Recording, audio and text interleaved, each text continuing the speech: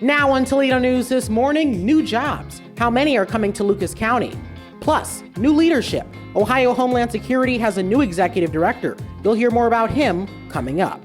And go fish. In sports, the Toledo Walleye continue their run in the division finals today. It's Saturday, May 13th, 2023.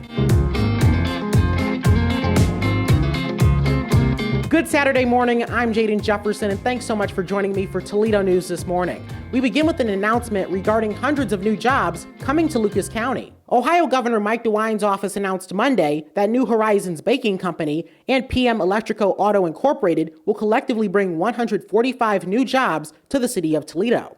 New Horizons serves as a manufacturer of muffins and soft rolls, supplying them to major restaurant chains, while PMEA is a, quote, diversified technology company.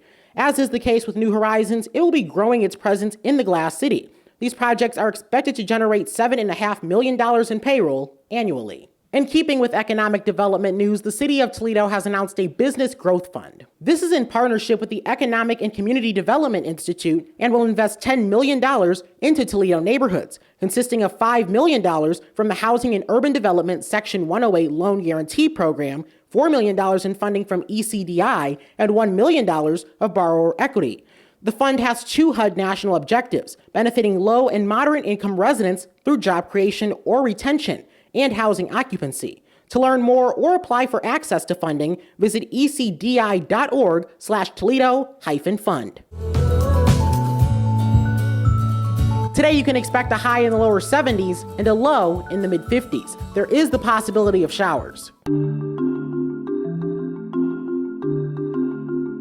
Lime City Road over I-75 in Rossford remains reduced to one lane, controlled by a temporary traffic signal following a strike from an overheight load which damaged the bridge. Traffic will remain in this configuration for a few additional months. Ohio Department of Public Safety Director Andy Wilson has announced that Mark Porter will serve as the new Executive Director of Ohio Homeland Security. As OHS Executive Director, Porter will oversee the division responsible for analyzing and sharing information, awareness, and vulnerabilities, as well as developing strategies to prevent, prepare for, and protect against terrorism and other threats to public safety.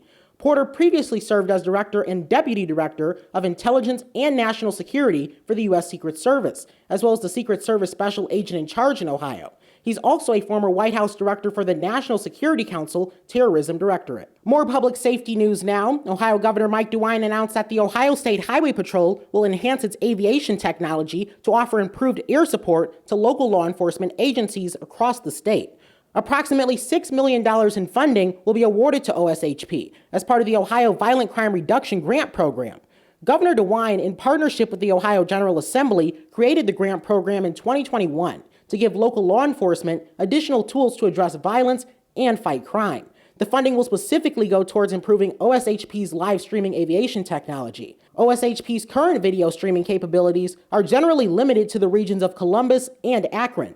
In other parts of the state, pilots must describe via radio what they're seeing from air to those on the ground. Remember the story of McKenna Wrights? Her journey to coming to terms with an alopecia diagnosis has garnered national attention. And I spoke with her back in February as she was preparing to host a major conference in downtown Toledo to bring together people from across the community. Fast forward to now, time flew by, and that conference is happening today.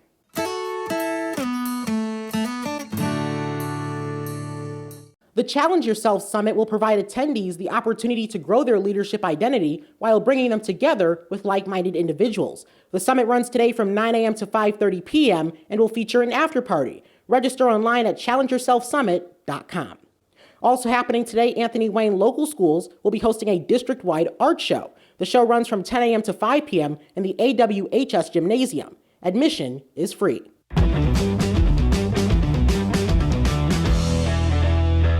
The Toledo Walleye continue their run in the division finals. They'll be taking on Cincinnati tonight at 7:15 p.m. You can get tickets online at ToledoWalleye.com.